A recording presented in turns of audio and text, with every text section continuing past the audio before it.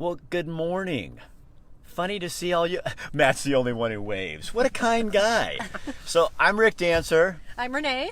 and this is. Matthew. And Matthew is our star for the day, and this is my new friend. And there, I got it tagged. So you guys, this is at the car wash, and we're at, of course, the Coburg Road Car Wash, because It's always a great day for a car wash. even on a foggy day that only a person like Matt can love. True. He loves this true, weather. very true. It's not going to rain. It's just foggy. It's not going to rain, it's going to be foggy, but if your car's dirty, Renee and I just really, we shame people. We drive by them and we point we and go, notice you.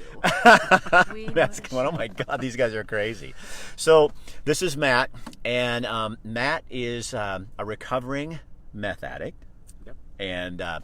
And some people tell me sometimes, they go, gosh, that's harsh when you say that. And it's like, no, that's really the fact. And it's better to talk about it and say what it is than to pretend, huh? It really is. Yeah. Yeah. So tell me your story, kind of what happened. Well, I started out in the restaurant industry and worked so many hours. It was just hard to kind of, live. So I turned to, sadly, drugs, and that kind of ruined my life. So now that I am sober, I am choosing to help others through the Sober Chef Initiative. So you were also homeless and living on the streets too. I was, yes. Yeah, it was pretty difficult dealing with meth addiction, living on the streets, not knowing what to do. How did you get off? How did that change for you? I just had a moment of clarity. I had huge support from my father and my family, so I just decided to pack all my stuff up in 30 minutes and drive up here to Eugene. So you were living down in LA area? I was in San Jose, California. So you have a moment of clarity. What is that like? What does that look like? I was coming off of meth, and I just realized how sick I was. I kind of looked in the mirror and saw how skinny I'd gotten, how pale, and looking at yourself that way, it wasn't fun. It was very emotional.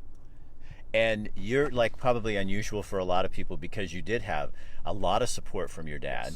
Yeah. And you have family up here in Eugene, so that's kind of cool that you turned and went, okay, I got to get to some people that are going to help me. Yes, yeah, and that's a lot of people don't have that option, so I was pretty lucky. So where are you a chef right now? I'm a chef at La Vacava. It's right downtown on Broadway, right next to the jazz station. And you're living with your brother, right? Yep, yeah, out in Cottage Grove. So you got people taking care of you, kind of helping you out, but it's tough. Yeah, it's never going to get easy. You know, it's a tough addiction to overcome. That's why a lot of people are still on it. Why is meth so hard? It's the feeling it gives you, and it's easy to get, it's cheap, and it's everywhere. So tell me about the Chef's Initiative, this Sober Chef's Initiative, because is there a problem? I mean, there's a problem everywhere, so you see it, you're just trying to help the people that you know how to help, and that's chefs. Yes, because the industry is so dear to my heart, and after kind of Anthony Bourdain's passing, I think the public kind of saw what the struggle was a little bit, but not enough information was brought forward, so that's what I'm trying to do.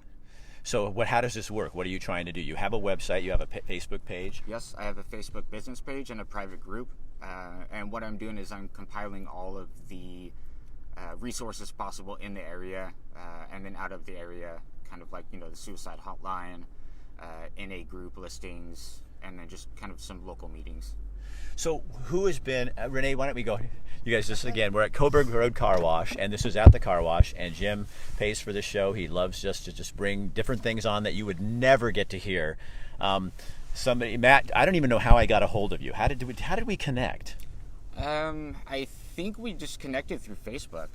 I think I saw something on there. I'm always curious about people, such as yourself who are doing this because I want to give others hope. Yeah. Isn't that really what you're trying to do? Is there's a lot of people who think they're on meth and they're never going to get off. Oh yeah, and that's the huge struggle.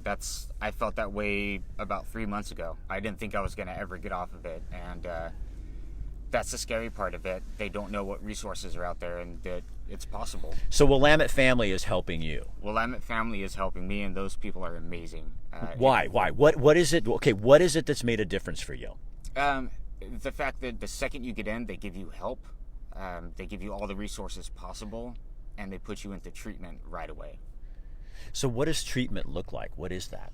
It's just going to groups. It's kind of opening your mind up to different types of tools to help you with your struggle. So do you find that you have to learn, like I am in my own life, is that you have to recreate your story? You know, to go back and go, okay, I'm not going to tell myself the same story all the time. Yeah. I am valuable. I do have worth. Yep. And because that's not what you really have grown with. It's not. And now that I'm sober and I have all this clarity in my mind, I'm finding what I'm worth, and I'm finding the small joy in things. So what does that feel like? Because you really, you guys, and I know already knows, Matt and I met the other day, so I've already got a lot of his story. We were together for an hour and a half, and I just love this guy. Because you have a big, this means a whole lot to you, huh? It does. It's very dear to my heart.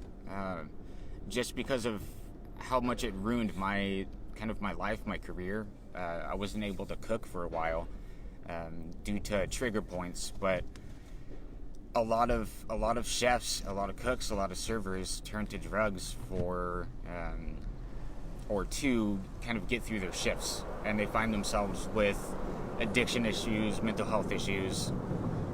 It's a very sad story. So what is your hope for you? I mean, for your future? I really hope that this sober chef thing just kicks off and I'm able to help other people, and then just keep on a path of sobriety. That's very important to me. So when we were sitting at the barn light the other day, you were saying you have to really find things to do to not think about using, right? Yeah. Oh yeah. Tell people about that, because I don't think people who aren't addicted understand that. So if I don't fill my day with stuff, I start thinking about using, and that's a difficult part. So I fill my day, with working, taking pictures, going on drives, whatever I can do to take my mind off of, wanting to use. So what's your advice to somebody out there who is going, bullshit? I'm stuck with this. I can't get off of it. What do you say?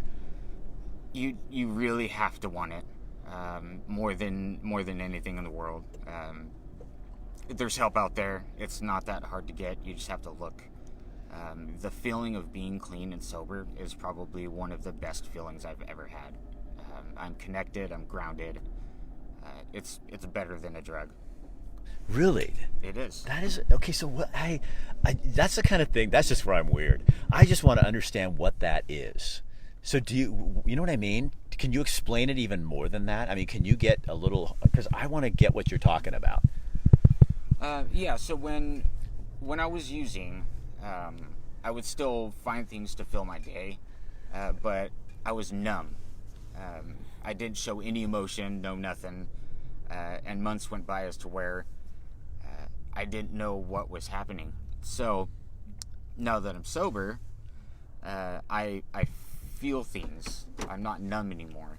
So that's what I'm saying. Like if you're wanting to get off of drugs, especially meth, just know that it's possible and that there's help out there. And so how do they get a hold of you? How do people find you? You can find me on Facebook through the Sober Chef Initiative, and even just by my name, Matthew Carter. And you can contact me and talk to me. So you guys go like his page, and if you know somebody, here's the thing. People really like Better Than the Drugs life. Yes, yeah. And you guys, if you know, just post this on your page, because you do not know who in your life is struggling with alcohol addiction or drug addiction or opioids or whatever. And this may be something that helps them and gets them. And then go like his page so Matt can get a little love. Everybody's always going, oh, that's neat. No, don't just leave it at neat. That's not responsive.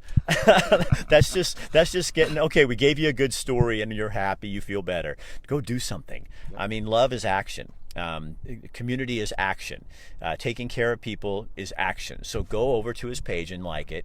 And then if you guys go and like his page and then go on and like the Coburg Road Car Wash page, you'll be entered to win one of 5 free car washes. Yep. So we'll be handing those out. And Matthew, last name again? Carter. Carter. Yep. And Matthew is with only one T, right? Yes, it is. Yeah. 1 T.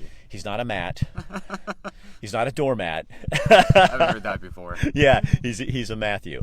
All right, you guys. So thank you. Thank you so much. Renee, Come thank get you. A car wash. Yeah, come and get a car wash. And when you guys, again, you know, if you like seeing this stuff, you know where to go when you want a car wash. The Coburg Road Car Wash, because Jim pays for this because he just likes the community, and that's a perfect way. This is my perfect kind of client, because I can bring people like Matt on who are maybe not going to get the voice that they deserve, and you guys get to hear from him. Matt, I really do love you. You're a good guy. Thank you. All Love right. you too. All right, you guys. We'll talk to you later. All right. We'll see you in about an Bye, guys. hour. I don't know what's going to happen.